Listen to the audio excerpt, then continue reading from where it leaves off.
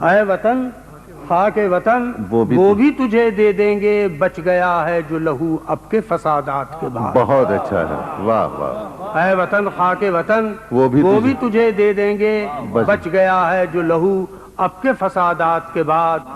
और दारे नमरूद यही और यही गुलजार खलील, कोई आतिश नहीं आतिश कदे जात के बाद। वाह वाह वाह। नारे नमरूद यही और यही गुलजार खलील, कोई आतिश नहीं आतिश कदे जात के बाद। और राम और गौतम की जमीन हुर्मत इंसान की अमी, राम और गौतम की जमीन हुर्मत इंसान की अमी, बांझ हो जाएगी क्या खून की बरसात के बाद। बहुत अच्छा है राम। बांझ हो जाएगी क्या खून की बरसात के बाद। तिश्नगी है कि बुझाए नहीं बुझती सरदार, बढ़ गई कौसर तस्लीम की सौगात के बाद। Hello, welcome to legal awareness web series.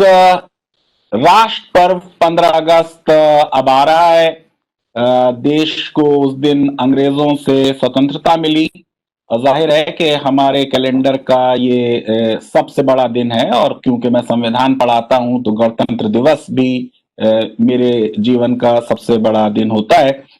लेकिन जब भी हम अपने स्वतंत्रता दिवस की बात करते हैं 15 अगस्त 1947 की, तो वो जो एक जख्म लगा हुआ है देश के विभाजन का, वो याद आता है और उससे तकलीफ होती है। और इसीलिए गांधी जी इस तकलीफ में जब लाल किले से झंडा फहरा, वो वहां नहीं थे, बल्कि वो कम्युनल राइट्स जो हो रहे थे उनमें लोगों में जो पागलपन था उसको खत्म करने के लिए नौखली गए हुए थे। अब विश्व की इतिहास पे जाएं तो यूरोप में 100 इयर्स वॉर हुई, 30 इयर्स वॉर हुई, 2 वर्ल्ड वॉर हुई, लेकिन फिर आपस में शांति हो गई, यूरोपियन यूनियन बन गई, आपस में वीजा खत्म हो गया। मैं समझता हूं कभी न कभी जरूर दीनदयाल उपाध्याय जी का वो सपना जो अखंड भारत का है वो साकार होगा और ये पागलपन खत्म होगा।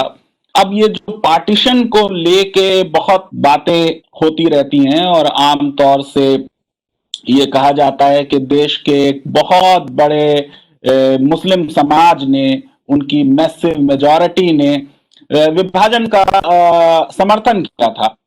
तो आज हम जरा 1946 में जो इलेक्शन हुआ, जिसकी वजह से ये कहा जाता है कि ओवरवेलमिंग मुस्लिम मेजॉरिटी ने पार्टीशन का समर्थन किया, उसके बारे में बात करेंगे। लीडिंग जर्नलिस्ट हिंदुस्तान टाइम्स में बहुत सालों रहे, एज स्पेशल कॉरेस्पॉन्डेंट रिटायर हुए, अनिल माहेश्वरी जी से, जिन्होंने एक पूरा आर्टिकल इस पर लिखा है, decisive and divisive 1946 UP assembly election.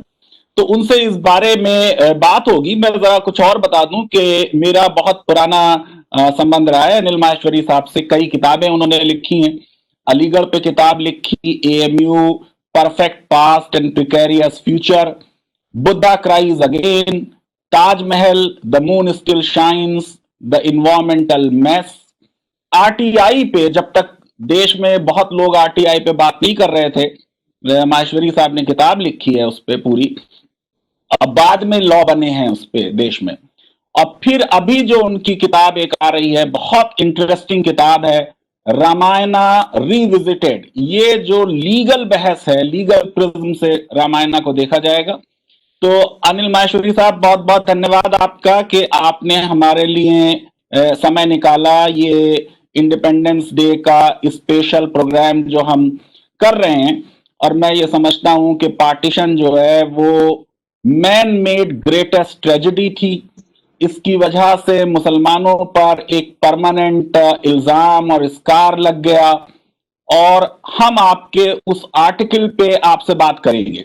लेकिन सबसे पहले, क्योंकि आप पाकिस्तान गए भी हैं, मैं आपसे पूछना चाहता हूं कि आपका उस देश में जब आप गए, किस तरह का अनुभव रहा? देखिए फैजान साहब, आपने बहुत ही मौजूद सवाल उठाया है। मैं जब पाकिस्तान गया, मैं 2 बार गया। एक बार जो मेरे होस्ट थे वो डिफेंस क्लब में ले गए, जबकि डिफेंस क्लब में आउटसाइडर का जो कि पाकिस्तानी नहीं है और खासतौर से हिंदुस्तानी, लेकिन कोई परेशानी नहीं हुई। वहां उनके बेटे ने, जो 18 साल का बेटा था, उसने मुझसे एक सवाल पूछा जिसका मुझ पर कोई जवाब नहीं। उस बेटे को पार्टीशन का कोई मतलब नहीं, वो लोग पंजाबी थे, कोई महाजिर नहीं थे, यहाँ से गए नहीं थे, उनके कोई रिश्तेदारी इधर नहीं थी, उनका हिंदुस्तान से सिर्फ ताल्लुक था शिमला से, क्योंकि शिमला पंजाब में था, उन्हें पसंद था और वो भी मेरे पास यहाँ थे शिमला। उस लड़के ने मुझसे कहा, अंकल एक बात बतलाइए, जब यूरोप में एक जगह से दूसरी जगह आ जा सकते हैं, दोनों जर्मनी एक हो गए, तो आखिर हिंदुस्तान में हम वीजा दिखा, ये जो हमें क्या प्रॉब्लम है कि हम एक दूसरे को विजिट नहीं कर सकते। मेरा आलम ये था कि वहां मेरे टैक्सी वाले ने एक जज साहब से मिलवाया। उसने कहा, आप बहुत किताबों की बात कर रहे हैं, जज साहब को बड़ा शुक्रिया। जज साहब ने 2 किताब प्रेजेंट करी, बड़ा अच्छा नाश्ता कराया और सिर्फ एक ख्वाहिश थी उनकी कि साहब मुझे वीजा दिलवा दीजिए हिंदुस्तान का। जो मैं वहां कोतवाली में गया, वो बाहर जो गार्ड था, वो गार्ड ने मुझसे कहा, साहब आप दिल्ली में रहते हैं? मैंने दिल्ली के पास में रहता हूँ। बोले आप मेयो जानते हैं? मैंने कहा मेयो से आपका क्या मतलब, 30-40 साल के आप आदमी मेयो? बोले साहब हमारे पुरखे तो मेयो थे, अब वतन बदल जाने से पुरखे कोई बदल जाएंगे, रहेंगे तो मेयो। तो बाद में मुझे पता लगा कि वहाँ मेयो की एक बहुत बड़ी कम्युनिटी है। क्या वो तो पाकिस्तान के अंदर वहां भी सब लोग यही चाहते हैं, अगर आप आज खोल दें वीजा एक दिन के लिए ऑन अराइवल पर कर दें तो स्टम्पीड हो जाएगा वाघा बॉर्डर पे, हजारों आदमी इसलिए मर जाएंगे। इस साइड भी लौट के आया तो इस साइड में पंजाबियों ने कहा, मेरी माँ जाना चाहती है, अगर आप मुझे पाकिस्तान हाई कमीशन से वीजा दिलवा दें तो आपकी बड़ी मेहरबानी होगी। तो वो जो खुनस वो बात है वो पब्लिक में हमारे यहाँ बड़ी परेशानी, जो मेरा अपना एक्सपीरियंस रहा जाती है। अगली बार तो मेरी भी मेरे साथ थी और वो सिर्फ साड़ी पहनती थी, सलवार सूट नहीं पहनती थी। अब साड़ी कराची में तो पहनते हैं जो महाजिर यहाँ से गए हैं, लेकिन पंजाबी तो नहीं पहनते। तो वो तो अपना वीजा अपने पास ही लिए घूमती थी और हर आदमी उनसे कहता था, बहन जी आप हमारी मेहमान है। अब वो कहती हैं कि अगर वीजा हमें मिल जाए तो वो हर साल जाना चाहती है, जबकि ना हमारी कोई रिश्तेदारी है वहाँ, ना हम पंजाबी हैं, ना हम पंजाबी बोल सकते हैं। तो मेरा ताल्लुक है कि पाकिस्तान की जो आपने बात पूछी, मैं इसलिए नहीं कि कोई इनकी बहुत हिमायत कर रहा हूँ, और उनके अभी हमारे बारे में गलत नहीं है। एक साहब यहाँ आए, बड़े ऑफिसर थे वहाँ, अपने बच्चे को लेके आए, 4 साल का उनका बच्चा था, उसका ऑपरेशन होना था हार्ट के वॉल का। मेरे एक दोस्त ने सियालकोट से उन्हें मेरा रेफरेंस दिया, उन्होंने आके मुझसे कहा कि भाई हमें सिम कार्ड चाहिए, मैंने उन्हें सिम कार्ड दे दिया।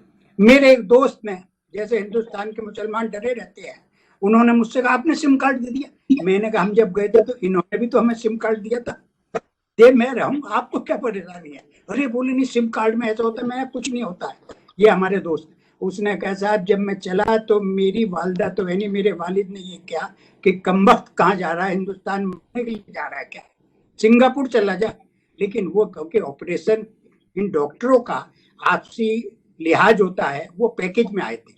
उन्होंने कहा साहब एयरपोर्ट पे इमिग्रेशन वाले ने बच्चे को देख के मुझे आउट ऑफ वे कर दिया कि आपका बच्चा आपके साथ है, हॉस्पिटल का केस है, आप जल्दी जाइए, अलग से हट के जाइए। और यहाँ आप आते हैं बच्चे से मिलने के लिए, बच्चे के लिए टॉय लेके आते हैं, आपने सिम कार्ड मुझे दिया। और मुझसे तो कहा गया था कि वहाँ क्या होगा, यहाँ तो हमें ये लग रहा है कि हमने बहुत अच्छा करा कि हम यहाँ आए।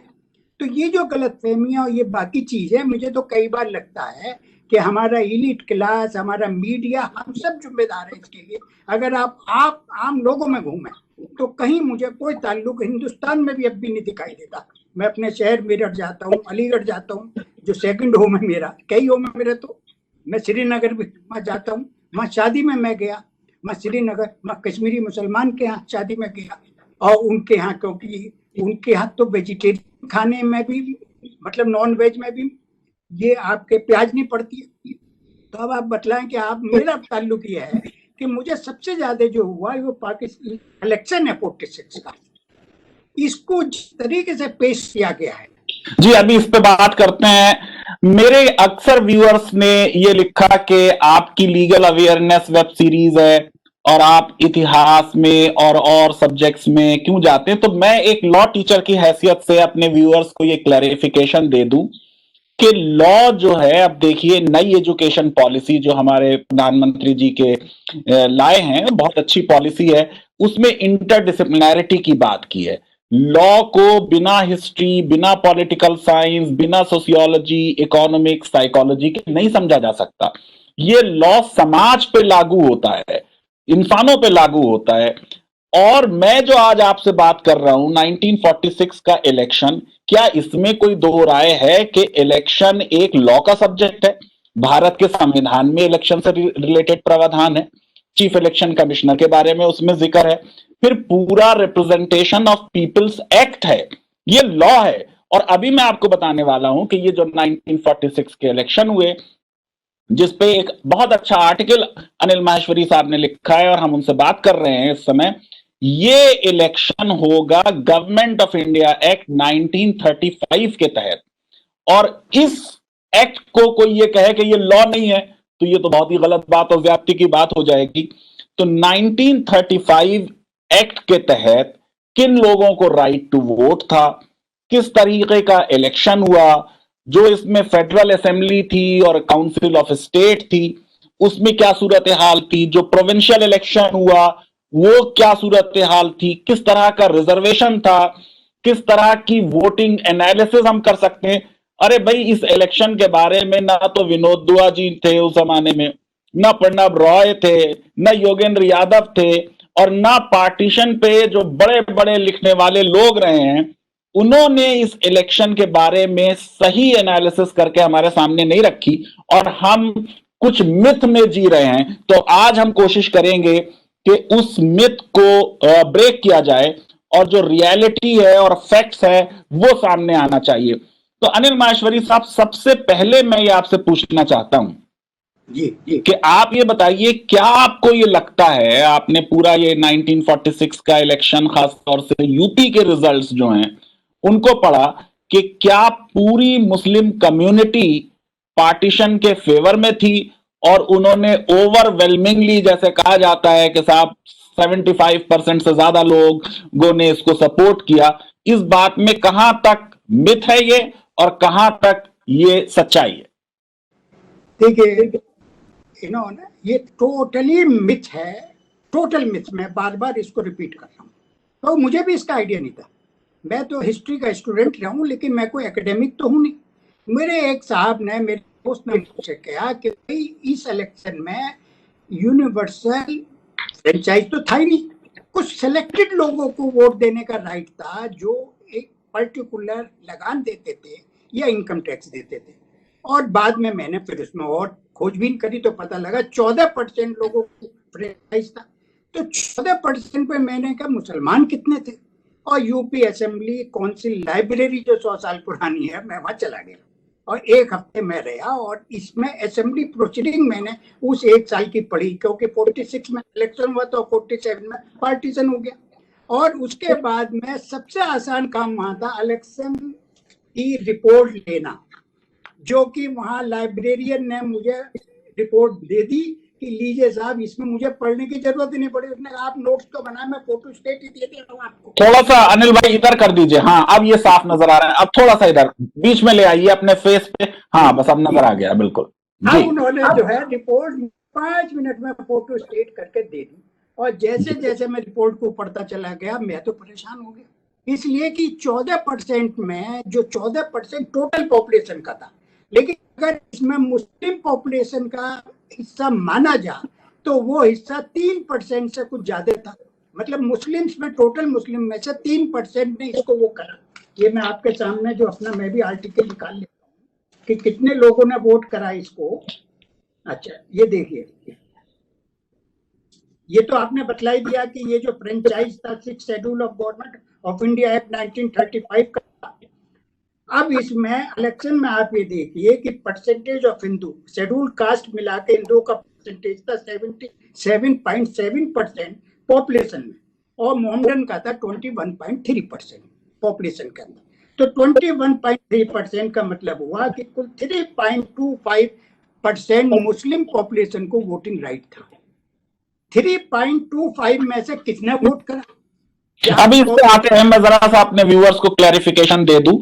ये जो 46 का इलेक्शन हो रहा है ये गवर्नमेंट ऑफ इंडिया एक्ट 1935 के तहत हो रहा है, और आपको मैं बता दूं जो देश का आज भी संविधान है वो 2/3 से 3/4 यही गवर्नमेंट ऑफ इंडिया एक्ट पर बेस्ड है।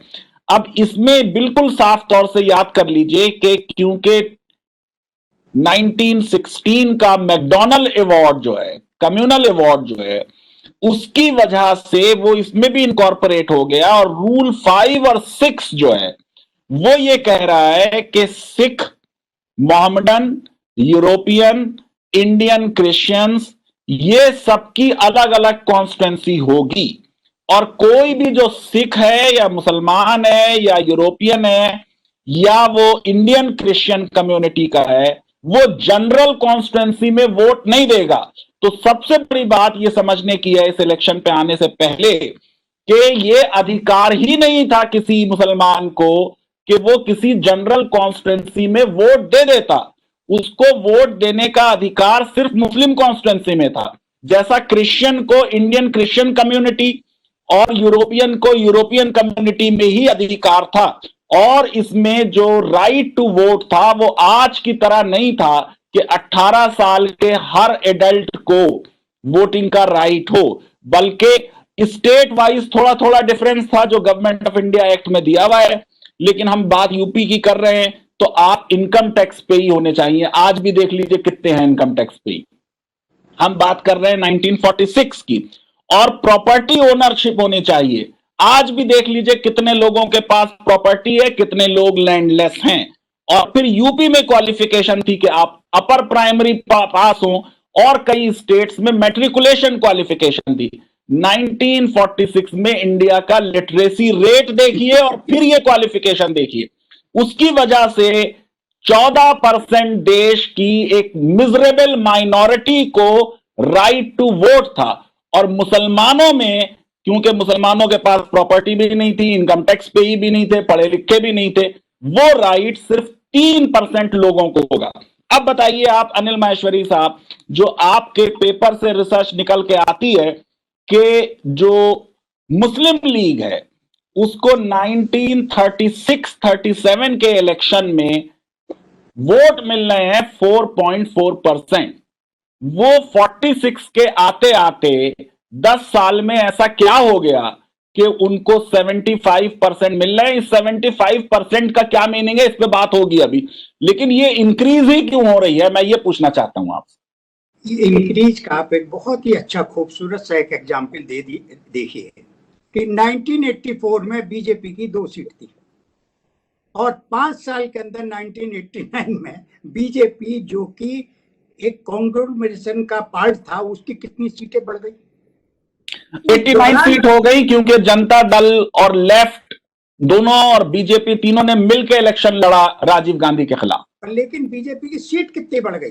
कहां 2 सीट, सिर्फ 2 सीट तक जो पार्टी सिमट गई हो, जिसके 1952 में भी जिसकी 3 सीट आई हो, उसको उसकी 2 सीट 84 में रही और 5 साल के अंदर बढ़ गई हो। आपने ये जो अवार्ड है ये एक पॉलिटिकल सवाल है कि 37 में आपको इतनी कम सीट मिली। आप हालात इस तरह से लेते चले आए कि आपने कांग्रेस के जो कुछ लीडर थे, और खास तौर से मुझे इस कहने में कोई एतराज नहीं, जो हिंदू लीडर थे वो डेस्परेट थे। उन्हें डर ये था कि अगर पार्टीशन हो जाना चाहिए, अगर पार्टीशन नहीं होता है तो मुल्क की हालात क्या होती है। इस सवाल पर हम बाद में बात करेंगे, अभी करें कि अगर पार्टीशन नहीं होता तो हमारे बताइए हमारे हिंदुस्तान के, आप ये बतलाइए, 4 से 5 मेजॉरिटी स्टेट के अंदर तो चीफ मिनिस्टर होता मुसलमान। और जैसे कोalition गवर्नमेंट बन रही है, उस कोalition गवर्नमेंट के अंदर ये भी प्रोबेबिलिटी हो सकती थी कि मुसलमान प्राइम मिनिस्टर बन जाता। और उसके बाद में क्योंकि 4 या 5 स्टेट में मुस्लिम चीफ मिनिस्टर होता तो बाकी स्टेटों पर भी एक प्रेशर ये होता कि आप अपना कॉमनल एजेंडा, अगर कोई है, मैं नहीं आरोप लगा रहा कि कॉमनल एजेंडा है, लेकिन वो जो कॉमनल एलिमेंट्स हैं, फ्रिंज के एलिमेंट्स हैं, उनको पे एक रोकथाम लगी जाती कि हम बाकी स्टेट के अंदर भी हमारे जो भाई हैं उनके साथ कुछ हो सकता है, ये एक रोकथाम हो जाती। लेकिन उसमें आपने पार्टीशन करने के बाद में ये हालत कर दी कि ये जो आदमी यहाँ रह गया, आप कह रहे हैं कि मुस्लिम ने 75% मुस्लिम ने वोट करा, 75% में उनका नंबर तो गिनिए आप, तो 75% में वोटिंग राइट कितना था, उसमें 75। इस परसेंटेज को अगर आप नंबर में कन्वर्ट करें तो वो कितने लाख बैठते हैं? वो तो कुल 2.5% जो मुसलमानों की पॉपुलेशन ने मुस्लिम लीग को वोट करा। मुस्लिम लीग की सीटें अनकंटेस्टेड बहुत कम आई। कांग्रेस की जनरल सीटें जो थी जिसमें कांग्रेस जीती उनमें 80 सीटों पर अनकंटेस्टेड आई। मुस्लिम की कुल 10 सीटें थी 70 में से जिनमें अनकंटेस्टेड आई। बराबर कंटेस्ट करा गया। क्योंकि एक आरोप ये भी लगाया जाता है, हरबंश मुखिया साहब से लेके बड़े बड़े हिस्टोरियन सबने और हमसे भी लोगों ने ये बात कही कि अगर उनको राइट होता, आरिफ मोहम्मद साहब के साथ मैं घर उनके इसीलिए मिलने के लिए गया था, उस टाइम गवर्नर नहीं थे। उन्होंने कहा नहीं आप जो सवाल कर रहे हैं गलत है, अगर ये बाकी मुसलमानों को भी राइट होता तो ये वोट मुस्लिम लीग को देते। तो मैंने उनसे एक सवाल करा कि अगर ये मुस्लिम लीग को देते तो इन्होंने अब 40% ने वोट क्यों नहीं करा? जिन मुसलमानों को वोटिंग राइट था उनमें से 55 पॉइंट कुछ मैंने इसमें लिखा है कि उतने लोगों ने मुस्लिम लीग को करा और बाकी लोगों ने नेशनलिस्ट मुसलमानों को भी करा या इनको वोट नहीं करा। तो ये जो एक सवाल हमारे एकेडमिशियंस ने, हिस्टोरियंस ने, सबने मिलकर उस पर एक पर्दादारी डालने की कोशिश करी, बजाय ईमानदारी से उस मुसलमान को एक्यूज करने की कोशिश करी जिसका कोई मतलब ही नहीं था इससे। आप सही कह रहे हैं, क्योंकि ये 46 के इलेक्शन में जो वोटिंग परसेंटेज था वो 58.5% था, और अगर मुसलमानों के सिर्फ 3.25% को ही राइट टू वोट था तो उसमें इस परसेंटेज से तकरीबन 1.65% मुसलमानों ने ही वोट किया। इसका मतलब ये 1.65% जो है इसमें से भी कुछ ने जो है नेशनलिस्ट को सपोर्ट किया। मैं आपकी तरफ जरा आता हूं, क्योंकि आपने कहा कि पार्टीशन ना होता तो क्या होता। तो ये गवर्नमेंट ऑफ इंडिया एक्ट का मैं 4th शेड्यूल से बता रहा हूं आपको, जो फेडरल काउंसिल ऑफ स्टेट होती, यानी समझ लीजिए राज्यसभा की तरह, उसमें 150 सीट्स होती। ये थी, बल्कि होती नहीं, ये थी, और यही बाद में रिपीट होता। तो total seat 150, general 75, schedule caste 6, Mohammedan 49, women 6, और फेडरल असेंबली में जहां टोटल सीट 250 होती, general 105, 6, Muslims 82, Anglo Indian 4, European 8, Indian Christian community 8, commerce and industry 11, landlord 7, labour 10 और विमेन 9। यानी एक बहुत बड़ा रिप्रेजेंटेशन या पार्टिसिपेशन मुस्लिम कम्युनिटी का होता अगर भारत अनडिवाइडेड रहता। इसका मतलब पार्टीशन से सबसे ज्यादा नुकसान मुसलमानों का हुआ है। सबसे ज्यादा ही मुसलमानों का नुकसान हुआ, और उसमें भी जो गरीब मुसलमान है, इलीट मुसलमानों का नहीं, जो अशराफ है उनका नहीं, अजलाफ उनका। आप ये देखिए कि मैं इसमें नाम ले रहा हूं, मुझे इसमें कोई ऐतराज नहीं है क्योंकि मैं कोई गलत बयानी नहीं कर रहा हूं। अली, वो जो वहां से लखनऊ से जो मुस्लिम सीट से जीत के आई थी, वो मेजर जनरल हबीबुल्लाह की माँ थी। जिन मेजर जनरल हबीबुल्लाह साहब के बेटे हिंदुस्तान में IAS रहे, माइनॉरिटी कमीशन के चेयरमैन रहे, इंफॉर्मेशन कमिश्नर रहे हैं, और इनके जो एक चाचा थे वो तो पाकिस्तान चले गए और इनके फादर हिंदुस्तान में रह गए। एक भाई वहां के भी मजे लो, क्योंकि पंजाबी तो जाहिल था, वो पंजाबी मुसलमान तो पढ़ा लिखा नहीं था, उस पंजाबी मुसलमान से भी मजे लो, यहाँ भी लो। तो ये जो इस तरह हुई, इरफान हबीब साहब के चाचा जो एडवोकेट जनरल थे वो अटॉर्नी जनरल बन गए वहां जाके पाकिस्तान। इस तरह से सब लोगों ने, जो लोअर क्लास का आदमी था उसने, जिसको अपनी लैंग्वेज और अपने क्षेत्र के ऊपर उस बड़ा गर्व होता था, उससे जब कहा गया पाकिस्तान। अब मैं आपको इसमें बड़ी मजे की बात ये बतलाऊं कि मेरे एक पंजाबी दोस्त थे, वो लखनऊ में रहते थे, पार्टीशन के टाइम में आए नहीं थे वहां से, और राशनिंग दफ्तर में इंस्पेक्टर हो गए, बड़े मस्त आदमी थे। उन्होंने अपने जूनियर से कहा कोई टिपिकल केस आए तो हमें बतलाना। उन्होंने एक दिन मलिक साहब से, बल्लाज मलिक इनका नाम था, तो बल्लाज मलिक साहब ने कहा कि वो एक दिन आया, बोले साहब एक नवाब साहब हैं, वो ये कह रहे हैं कि हम पाकिस्तान गए थे, हम लौट के आ गए, हमारा राशन कार्ड बनना है।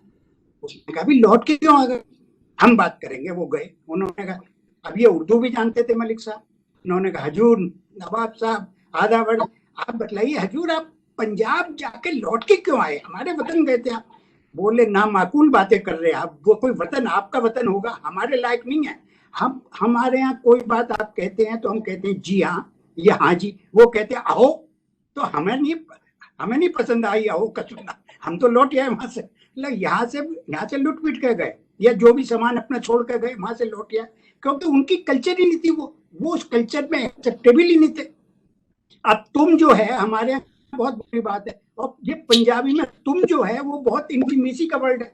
तो इस तरह की जो चीजें थी, जो परेशानी थी, तो यहाँ जो लोगों ने वोट देने का, जब उन्हें बाद में पता लगा कि भाई वोट देने का राइट जिन्हें था, उन्होंने मजे ले लिए, वो वहां चले गए, यहाँ आ गए।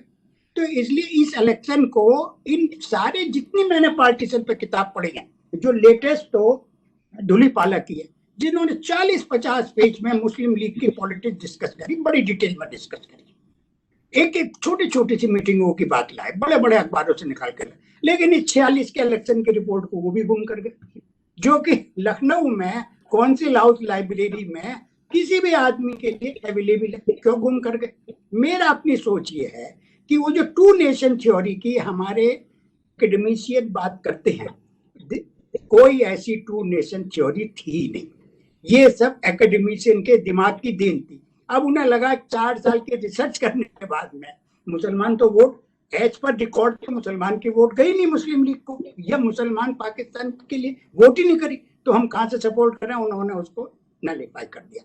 आयशा जलाल साहब ने नहीं लिखा, HM शीरवाई साहब इतने बड़े हमारे एडवोकेट जनरल रहे, इतने बड़े वकील रहे, कॉन्स्टिट्यूशन के एक्सपर्ट रहे, उन्होंने नहीं लिखा।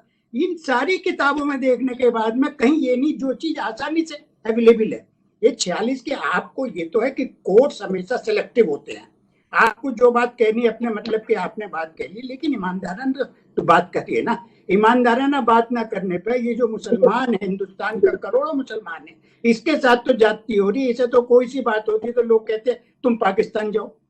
हालत यहाँ तक है कि मैंने एक वेबसाइट पे ये लिखा कि हम लोग सिबलिंग्स हैं, भाई हैं दोनों, हिंदुस्तान पाकिस्तान।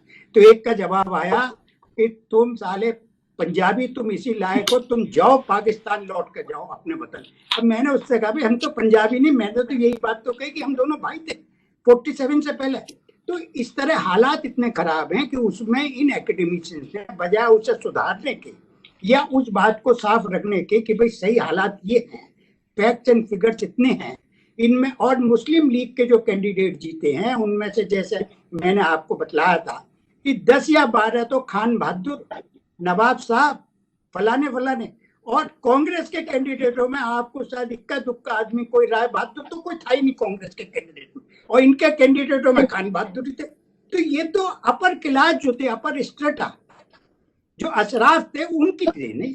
ये लैंडलॉर्ड्स की पार्टी थी, और इसीलिए देखिए 1937 का जो शरीयत एप्लीकेशन एक्ट है उसमें पर्सनल लॉ में एग्रीकल्चरल प्रॉपर्टी एक्सक्लूड कर दी गई है, यानी उसमें पर्सनल लॉ नहीं लगेगा, क्योंकि पर्सनल लॉ के हिसाब से बेटियों को एग्रीकल्चरल लैंड में शेयर मिलना है, वहां पे उनको इस्लाम नहीं चाहिए। लेकिन मैं आपसे सही बात आप कह रहे हैं कि आम मुसलमान जो है उसका रुझान क्या पाकिस्तान की तरफ था, इसका एक सबसे बड़ा सबूत उसके वोटिंग पैटर्न से पता चलता है। और वोटिंग पैटर्न का सबूत 46 का इलेक्शन है, जिसके बारे में जितना एकेडमिक अटेंशन मिलना चाहिए वो नहीं मिलता। और मैं आपको बता रहा हूं अनिल भाई कि मैंने एक किसी पुराने मुस्लिम लीगी से जो जाके बहुत नारे वारे लगाते थे, उनसे पूछा कि चाचा आप पाकिस्तान क्यों नहीं गए, तो उन्होंने ये कहा भाई मैं कैसे चला जाता। जब मुझसे ये कहा कि तुम पाकिस्तान जाओ, तो मैंने कहा पाकिस्तान का क्या मतलब?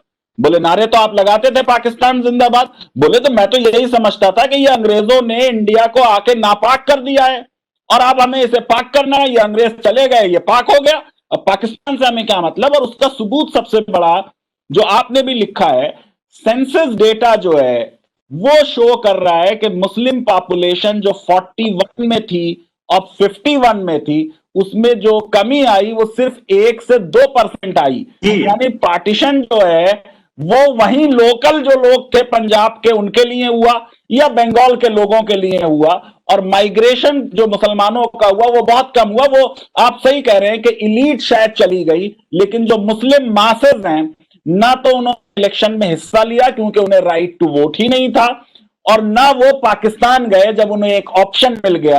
तो आम जो मुसलमान है वो बाई चॉइस हिंदुस्तान में रुका है, बाई चॉइस। और इसके साथ में जो मैंने आपसे एक बात और कही कि मुस्लिम विमेन की वोटों का आप ये देखिए कि जो मुस्लिम विमेन की वोट थी, अगर हम ओवरऑल सारी मुस्लिम वोटों को देखें तो 75% मुस्लिम लीग को गया, लेकिन मुस्लिम औरतों का 50% क्यों गया?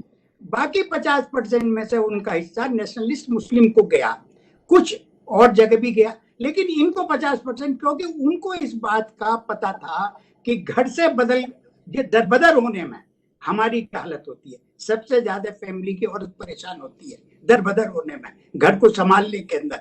वो शायद इनसे ज्यादा समझदार थी जो मुस्लिम मेल थे, जो इलीट थे। और इलीट क्लास की आप बात देखें कि सीएम नईम साहब का पेपर पढ़ना था, बाराबंकी से इरफान हबीब साहब के जो ग्रैंडफादर थे वो 1906 के ढाका के मुस्लिम लीग के सम्मेलन में जो 2 पार्टिसिपेंट बाराबंकी से गए थे, 2 डेलीगेट, उनमें से एक वो थे। और उनके बेटे एडवोकेट जनरल थे जो बाद में माइग्रेट कर गए पाकिस्तान, जाके वो अटॉर्नी जनरल बन गए। तो वो जो मुस्लिम महिलाओं का भी था। हमारे इस इलेक्शन रिजल्ट को बहुत डाइल्यूट देखने की जो जरूरत थी, उसको सारे एकेडमिशियंस ने इसको नकारा। मुझे ताज्जुब हुआ कि हरबंश मुखिया साहब ने एक रिसर्च स्कॉलर को जेएनयू में मना कर दिया, वही बात कह के जो बात आरिफ मोहम्मद साहब ने मुझे बतलाई। अरे बोले अगर उनको भी राइट होता तो वो लोग भी वोट उधर ही करते। अरे भाई करते कैसे जब इनमें से जिन्हें वोट का राइट था इलीट के थे, इनमें से 40% ने वोट नहीं करा, उनको 45% ने, कुल 55% वोट ही तो मिले मुस्लिम लीग को। मुस्लिम वोटों के 55% या कुछ है मेरे सामने। टोटल वोट थे 14,18,300। जो वोट कास्ट हुए वो हुए 7,99,852, और इसमें जो विमेन थी वो थी 75,913। और उसमें भी अगर आप रूरल अर्बन देखेंगे तो उसमें भी डिफरेंस आएगा। और मुस्लिम विमेन की बड़ी तादाद ने वोट नहीं दिया मुस्लिम लीग को, और उलेमा भी खिलाफ थे पार्टीशन के। ये अजीब बात है, देवबंद भी खिलाफ था। देखिए मेरा तो मानना, मैंने इस पर ज्यादा वर्क नहीं करा, मेरा तो मानना ये है कि देवबंद की वजह से बरेली स्कूल को खड़ा करने में भी और खिलाफत मूवमेंट खड़ा करने में भी अंग्रेजों का क्या हाल है, क्या हाथ रहा है, इस पर कोई रिसर्च प्रोसेस नहीं आया। और मुझ पर इतना टाइम नहीं कि मैं नेशनल आर्काइव में जाके मैटर निकालूं, क्योंकि वो उलेमाओं के बहुत खिलाफ थे। उलेमाओं ने 1857 में बहुत बड़ा पार्टिसिपेट करा। उलेमाओं को जिन्हें आज हम देवबंदी और तालिबान कह के नकार देते हैं, उन्हीं उलेमाओं में इतने बड़े नेता थे मौलाना मदनी, कि जिन्होंने आजादी के बाद में पंडित जवाहरलाल नेहरू ने उनसे कहा कि मौलाना हम आपको पद्म भूषण देना चाहते हैं, पद्म विभूषण। उन्होंने कहा पंडित जी हम फकीर आदमी, हमारा इससे कोई ताल्लुक नहीं है। आजादी की लड़ाई हमारे लिए थी, हमने आजादी की लड़ाई लड़ी, मुल्क आजाद हो गया, अब हम जाके अपना मदरसा संभालेंगे देवबंद वाला। और उन्होंने जो कारी तैयब साहब थे जो पाकिस्तान चले गए थे माइग्रेट होकर यहाँ से, कारी तैयब साहब को जवाहरलाल नेहरू जी से परमिशन लेके मौलाना मदनी पाकिस्तान गए, उनको मना के लाए कि इसे चलाएंगे तो आप ही, एकेडमिक आदमी तो आप है, मैं तो इसका ग्रास रूट वर्क करूं। क्योंकि उनके ज्यादातर मदरसे जो कैचमेंट एरिया था वो था बिहार और बंगाल, वहां उनका असर था, वहां से बच्चे आते थे, वो देवबंद सेमिनरी के अंदर वो आते थे। तो उलेमाओं का जो रोल था वो 1857 में भी और उसके बाद में भी। जो सेडिशन का लॉ है 124A जिसपे बड़ी बहस होती रही, ये लॉ तो ओरिजिनली था नहीं इंडियन पिनल कोड में। ये तो जब आया जब देवबंद से अंग्रेजों के खिलाफ जिहाद का फतवा आ गया कि अब अंग्रेजों को यहां से भगाने के लिए मुसलमानों की रिलीजियस ड्यूटी है कि ये जुल्म कर रहे हैं, ये हमारा मुल्क छोड़ के जाए, तो उसको दबाने के लिए अंग्रेज सेडिशन का ये लॉ लाए 124A। अच्छा, इंटरेस्टिंग बात बता आपने। तो उलेमाओं का जितना रोल इनमें हम पढ़ते हैं, ये जितना हम देखते हैं, उतना ये लगता है कि इनका तो इस चीज से कोई था ही नहीं मतलब। और इस बीच मैंने फिगर निकाली, जो मुस्लिम विमेन थी उनको 1946 में भाई 0.25% ही उनका पार्टिसिपेशन हुआ, क्योंकि जाहिर है कि ना प्रॉपर्टी उनके पास थी, ना पढ़ी लिखी थी, ना इनकम टैक्स पे ही थी, तो वोटर बनती कैसे? क्लास वैसे उनकी वो हाँ। तो अजाब क्लास की थी सर। लेकिन मुस्लिम इलीट में भी औरतें मुस्लिम लीग के साथ नहीं जी। गई। पर ये बताइए कि ये कुछ कहा जाता है कि जो हिंदू औरतें हैं उनका रुझान बीजेपी की तरफ है क्योंकि वो जरा ज्यादा धार्मिक है। इसमें कुछ सच्चाई है या ये भी एक मिथ है? देखिए, हिंदू औरतों का तो पाकिस्तान के पार्टीशन के इलेक्शन का इसलिए नहीं पता हो पाया कि वो जो पंजाब के अंदर जो वोटिंग पैटर्न था उसके अंदर उनकी अलग से कॉन्स्टिट्यूएंसी नहीं, वो तो एक बहुत बड़ी कॉन्स्टिट्यूएंसी हिंदुओं की कॉन्स्टिट्यूएंसी है, नॉन मुस्लिम्स की जो कॉन्स्टिट्यूएंसी थी। नहीं, मैं आज का पूछ रहा हूं, 46 का नहीं पूछ रहा हूं। आज ये समझा जाता है कि एक बड़ी तादाद जो है हिंदू औरतों की, उनका झुकाव बीजेपी की तरफ है। मैं तो आपसे क्या वो ज्यादा रिलीजियस हैं इसलिए हैं या कोई और रीजन? मैं आपसे काउंटर क्वेश्चन कर रहा हूँ। ये जो ट्रिपल तलाक और इन सब मसलों के ऊपर, चाहे वो मसले कुछ नहीं थे, आज तक मैंने अपने सब लोगों से पूछा, मैंने मुझे बतलाओ कि मेरे इतने ज्यादा मुसलमान मिलने वाले हैं। 65 साल की हिस्ट्री मुझे याद है अपनी, 70 साल की उम्र है मेरी। मैंने किसी की यहाँ दूसरी शादी नहीं देखी। तुम 4 शादी की बात कर रहे हो, कहीं मैंने हलाला का नहीं सुना। हलाला का भी तुमसे ही पता लग रहा है कि अखबारों से और आर्टिकल से पता लगता है कि हलाला कोई चीज होती है। आप ये बताइए, इन सब चीजों का इमोशनल फायदा उठाकर बीजेपी ने, ये जो बीजेपी को 12-14% वोट मिलती हैं मुस्लिम्स की, इसके बावजूद कि उन्होंने 25% पॉपुलेशन यूपी में और किसी एक मुस्लिम को टिकट नहीं दिया, ना असेंबली में ना पार्लियामेंट में। किसी भी कोई डेमोक्रेटिक पार्टी इतना सुसाइडल स्टेप नहीं उठा सकती थी, चाहे वो कैंडिडेट हारने के लिए खड़े कर देती। उन्होंने कहा हमें नहीं खड़े करने। तो वो जो हिंदू औरतों का मसला है कि इसमें एक तो हमारा बेसिक कंसेप्ट मानना ये गलत है। जो इस इलेक्शन से मुस्लिम औरतों ने वोट मुस्लिम लीग को नहीं दी, इसका मतलब हम लोग ये मानते आए कि औरतें अपने कसम से या घर वालों के कहने से वोट देती हैं। एक तो मेरी समझ में बात आई कि ये हमारा कंसेप्ट गलत है। सबकी अपनी अपनी राय होती है, वो चाहे आपको राय ओपन करे या ना करे। और जैसे इसमें आप ये देखिए कि मैं पिछले इलेक्शन में केरल कांगला गया, कांगला में बड़ी स्टोरी आई थी कि वहां से साफ पलायन हो रहा है, ये हो रहा है। हमारे यहाँ चीजों की एनालिसिस उस तरह नहीं करते। तो मैंने लोगों से कहा भाई क्या पलायन हो रहा है? उन्होंने कहा कि जो लोग पढ़ लिख गए वो लोग जमुना पार हरियाणा में चले जाते हैं। ऐसा कोई पलायन यहाँ किसी ने ये नहीं किया, वो मकान भी बेचना चाहते हैं। उसने कहा जी 800 लोगों को जिन्हें मकान के लिए गवर्नमेंट से सब्सिडी मिली है, उन 800 में से 700 कुछ मुसलमान है। अब आप ये सोचिए कि जिसने कभी झुग्गी झोंपड़ी से ऊपर अपने लेंटर की छत नहीं देखी, वो वोट किसे डालेगा? ओपनली तो इसलिए नहीं कहेगा कि सोशल सैंक्शन ना हो जाए कि साहब एक मुसलमान होकर तू बीजेपी को वोट कर रहा है। तो मैंने आके क्या, मैंने कहा ये तो आंकड़े देखो ना, इसमें डिस्क्रिमिनेशन नहीं हो रहा कि भाई हम 800 में से अगर 700 लोग आए आइडेंटिफाई तो हम इन्हें ना दें। उन्होंने कहा देंगे हम, तो भाई जो भी लिस्ट में आता है, जो बेनिफिशियरी है प्रोस्पेक्टिव उसको मिला।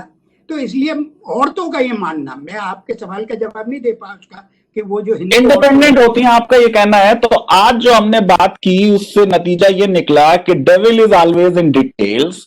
हम एक मिथ में रह रहे हैं कि एक बहुत बड़ी मैसिव मेजॉरिटी आम मुसलमानों की पार्टीशन के फेवर में थी।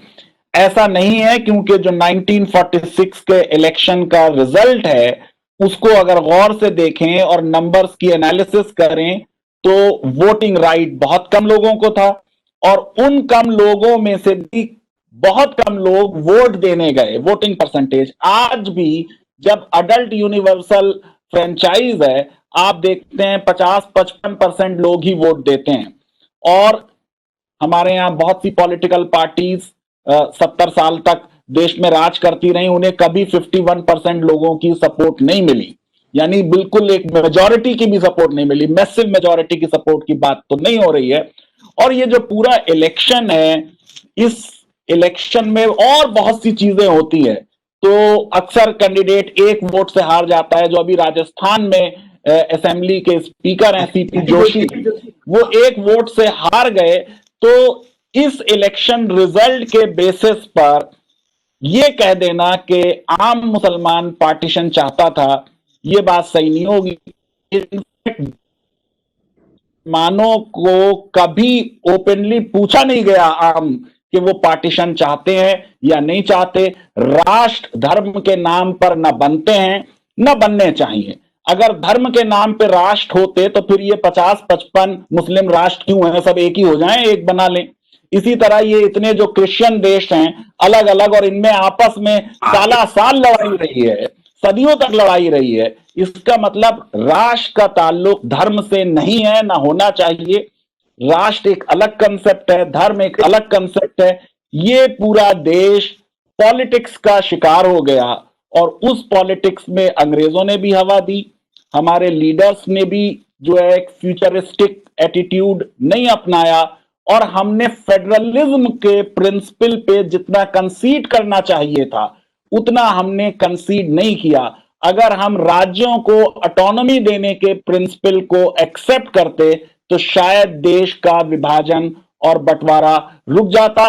लेकिन जो यूरोप की इतिहास से हम सीख सकते हैं, आपने जर्मनी की एग्जाम्पल दी कि शायद कभी अच्छे दिन वास्तव में आएंगे, ये जो एक धार्मिक उन्माद है ये खत्म होगा, और इंसानों में, और सब इसी देश के, इसी भारत माता के सपूत हैं। पाकिस्तान भी 47 तक हमारा ही हिस्सा था। तो मैं हम ये समझते हैं कि कभी ना कभी अखंड भारत का सपना जरूर साकार होगा। बहुत बहुत शुक्रिया, धन्यवाद अनिल भाई, आपने बहुत अच्छी बात बताई। मौका दिया मुझे इस बात बोलने का, अच्छा शुक्रिया, थैंक यू। मुहाजिर हैं मगर हम एक दुनिया छोड़ आए हैं, तुम्हारे पास जितना है हम उतना छोड़ आए हैं। कई आंखें अभी तक ये शिकायत करती रहती हैं, कई आंखें अभी तक ये शिकायत करती रहती हैं कि हम बहते हुए काजल का दरिया छोड़ आए हैं। कई आंखें अभी तक ये शिकायत करती रहती हैं कि हम बहते हुए काजल का दरिया छोड़ आए हैं। और शकर इस जिस्म से खिलवाड़ करना कैसे छोड़ेगी, शकर इस जिस्म से खिलवाड़ करना कैसे छोड़ेगी कि हम जामन के पेड़ों को अकेला छोड़ आए हैं। वाह वाह, शकर इस जिस्म से खिलवाड़ करना कैसे छोड़ेगी। वाह वाह वाह। जनाब खुशबीर, देखना इसमें कैसी कैसी कहानियां सब, इधर से उधर या उधर से। कभी लाहौर से हम देखते थे गोल्डन टेम्पल, बड़ी मजबूरियों में ये नज़ारा छोड़ आए हैं। कभी लाहौर से हम देखते थे गोल्डन टेम्पल, बड़ी मजबूरियों में ये नज़ारा छोड़ आए हैं। यहाँ सब कुछ मयसर है, यहाँ हर चीज हासिल है, सभी कुछ है, मगर पंजाब आधा छोड़ आए। वाह वाह। यहाँ सब कुछ मयसर है, यहाँ हर चीज हासिल है। तो शेर ये है कि ये खुदगर्जी का जज्बा आज तक हमको सताता है। वाह। ये खुदगर्जी का जज्बा आज तक हमको सताता है कि हम बेटे तो ले आए भतीजा छोड़ आए। वाह वाह। ये खुदगर्जी का जज्बा वाह आज वाह तक वाह हमको वाह। सताता है। ये खुदगर्जी का जज्बा आज तक हमको सताता है वाह वाह वाह वाह। कि हम बेटे तो ले आए भतीजा छोड़ आए हैं। भतीजी अब सलीके से दुपट्टा ओढ़ती होगी, भतीजी अब सलीके से दुपट्टा ओढ़ती होगी, वही झूले में हम जिसको हुमकता छोड़ आए। हमारी अहलिया तो आ गई, मां छूट गई आखिर, कि हम पीतल उठा लाए हैं, सोना छोड़ आए हैं। हिमालय से निकलती हर नदी आवाज देती थी, हिमालय से निकलती हर नदी आवाज देती थी, मियाँ आओ वजू कर लो, ये जुमला छोड़ आए हैं। हिमालय से निकलती हर नदी आवाज देती थी, मियाँ आओ वजू कर लो, ये जुमला छोड़ आए हैं। वजू करने को जब भी बैठते हैं याद आता है कि हम जल्दी में जमुना का किनारा छोड़ आए। शेर ये है कि बिछा देते यहाँ पर तो जमी ढूंढे नहीं मिलती। वाह। बिछा देते यहाँ पर तो जमी ढूंढे नहीं मिलती, भदोही में जो कालीनों का टीला छोड़ आए हैं। वाह। गले मिलती हुई नदियां, गले मिलते हुए मौसम, इलाहाबाद में कैसा नजारा छोड़ आए हैं। वाह। बहाया था लहू मिलजुल के हमने मुल्क की खातिर, बहाया था लहू मिलजुल के हमने मुल्क की खातिर, जिसे महंगा खरीदा था वो सस्ता छोड़ आए।